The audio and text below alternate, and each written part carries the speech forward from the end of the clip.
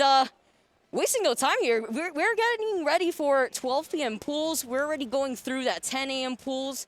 And it's been so far so fun being able to be at low tide. We are officially past the point where people are allowed to complain about their game being too. So Coney subs in the chat. Unfortunately, you missed him by a couple hours. I apologize to you. But yeah, we've got Diago and LingLing. This is also in that earlier set of pools. I know that Diago made it through a bracket where he wasn't projected to make it through. I think there was a DQ in there, but he has nonetheless proven that he is definitely capable of taking on good players, and we'll see how he does here against LingLing in a matchup that I feel like can be a big struggle for Peach. Yeah, actually, and LingLing being one of the most consistent Peach players, you look at Mudace too, and he's been putting in some work as of recent, having so much results, but aside from that, he's always been a very strong Peach player since, I believe, Brawl, honestly, and he's always kind of flown under the radar. So now you can see how a lot of that hard work is really paying off, and Sephiroth already staying at 113%. LingLing playing this really safe because of what you just mentioned. Yeah, it's really, really tough to force yourself an opening against Sephiroth, but on the other hand, Diago, he's having a whole lot of trouble getting on stage. There's a stitch from LingLing, and he's going to hold on to that as long as he can. Yeah, get the kill real easy and put it back in hand. Why not hold shield, right? You saw that Diago was going to commit right there, was able to toss that turnip, and being able to get another... Can we just... What? The RNG here. All right, LingLing now being able to take this lead, but maybe trying to force himself a little too hard here. He does manage to take center stage control with that down smash. Yeah, and then jumping up into the air, couldn't get the follow-up. You got to be kidding me. What? Now it's in Diago's hand, and he just opts to drop it. He knows that LingLing has much more experience using those turnips, so he didn't want to challenge. And right there, LingLing able to bust right through the counter, got the turnip in over it.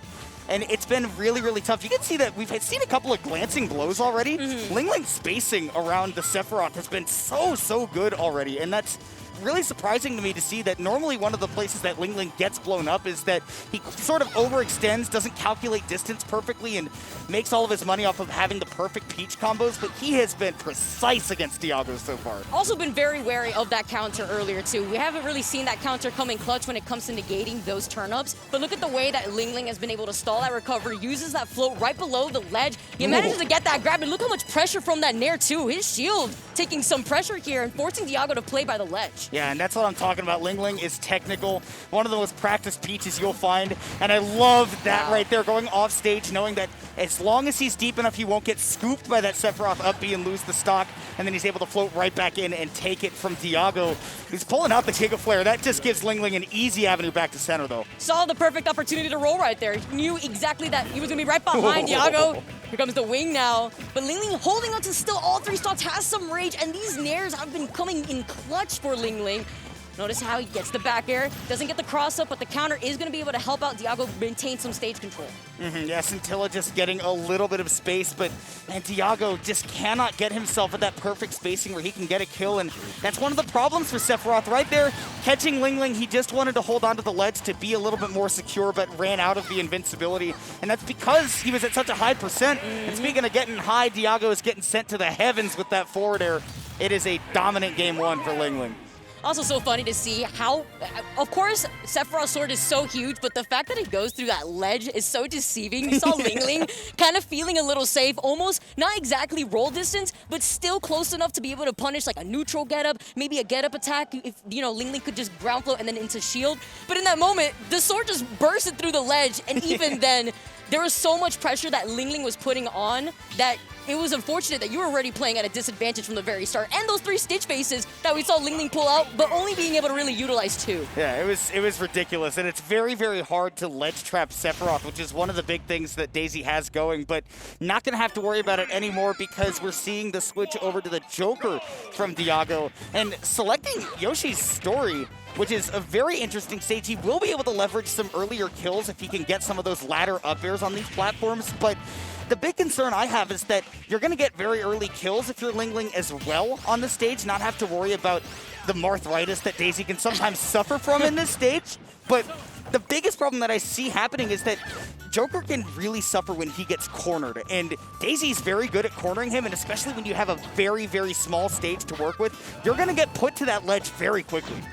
And that's actually what we're seeing right here. I mean, Diago constantly going back and forth with dot eyes, though, not going to be able to connect the downer into the up smash. Oh, but Arsene left him just as he needed him. On Yoshi's, I wouldn't have been surprised if it killed, I'm going to be honest. Like, it'd be one of your own right there. Arsene dipping in the moment of opportunity that Diago really needed to capitalize from, especially at this percent. And with LingLing playing extremely safe, you could recognize that LingLing's respecting Diago here a lot better. But the nair space into the fair, the fade back fair there, being able to close out that first stock, despite LingLing being already at 96%. Yeah, Diago's definitely gotten off to a much hotter start in this game, but the problem will be that Joker doesn't have the raw kill power that Sephiroth does, right? And of course Yoshi's will help him out here a little bit, but the question is, how are you going to be able to lock down LingLing, because he's been so slippery so far in this set? Really has, and that's kind of what we see a lot with the movement of Daisy and Peach. Does get that forward throw, takes control over the stage, but tries to go for that ledge guard. Isn't going to be able to get it, but does have Arsene at the ready. But this is where LingLing shines the most, being able to hold not only the stage, but float and pressure by that ledge is so intimidating. And that's what Diago's trying to be wary of. Yeah, LingLing has just been demolishing Diago's defensive game. Whether he's at the ledge or whether he's in shield, the cross-ups have been insane and hasn't given him any time to really leverage Arsene either. Gone without a trace here on the second stock, and all of a sudden, where it looked very even at the start, LingLing is feeling saucy enough to go for that up smash. Yeah, at this point, LingLing feels confident enough to feel like they are living in Diago's head rent-free, and with Diago being on their last stock, that's exactly what we're seeing right now. LingLing has that confidence, has another dot eyes. That's going to be a lot of damage, and ooh, that was scary. If that would have been a Z-drop right there, you would have seen that shield turn into a Skittle real quick. Yeah, and like we said, the shield pressure and the combos right off the bat from LingLing are always terrifying. I mean, being at 0%, you have to be afraid that in the blink of an eye, you're going to be at 70 if you're Diago. You can see how careful he's playing, even though he wants center stage so bad. When LingLing has it, he knows that he can't just immediately go for... How did he combo off the forwarder? That seems so crazy to me. It's also crazy to see here. Every single time we see Diago have Arsene, they're just not able to capitalize off of the raw kill power that Arsene has, and that's why LingLing is still all three stocks at 173. And look how far he's floating on top of this top platform, not even scared of the upper from Diago. He's just putting himself in such perfect spots where it's really, really hard for Diago to land one hit, and he's just timing out Arsene. Finally gets that last hit of the forwarder. Diago says, "Get off my stage, please!" It's like a tease right above the platform to come and get me. Yeah. But I know you're not going to chase at this point. I know you're playing extremely safe. I mean, you have to. You're on your last stock. You've already taken 50%. Downs tries to stop LingLing from trying to toss that turnip, and Diago with a lot more of these raw hits, being able to find some aggression and hopefully being able to start some momentum to shift in his favor, because right now he needs it. And we've seen LingLing gets a great... I love the tether cancel right there from Diago to go high, knowing that LingLing is very, very good at covering that low recovery. Here comes that Z-drop. Great tech by Diago, though.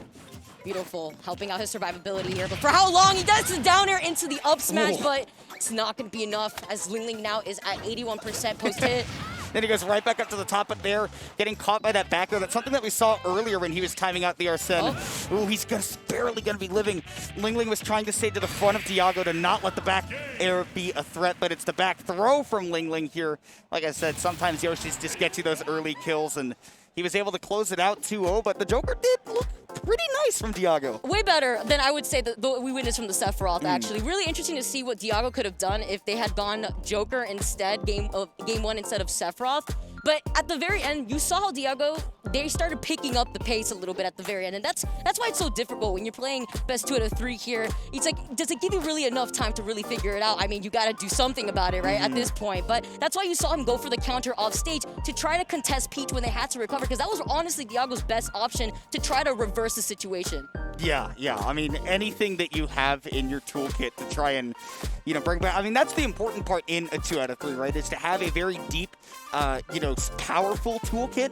And being diverse is important, but it becomes more important as you go on into a best of 5, and you've really got to come out swinging as hard as you can in these best of 3s, right? And that's what LingLing did in that game 1, where I don't know, Diago just seemed a little bit like he wasn't as comfortable with the Sephiroth, was trying to play to a more advantageous matchup, and realized, I really just got to go to what I'm comfortable with the Joker, Yeah, I really struggled to kill too at that for LingLing's first stock with that Arsene. Got Arsene like 3 times, but was unable to really close out that stock despite LingLing living so long. But here we go, we're moving on already.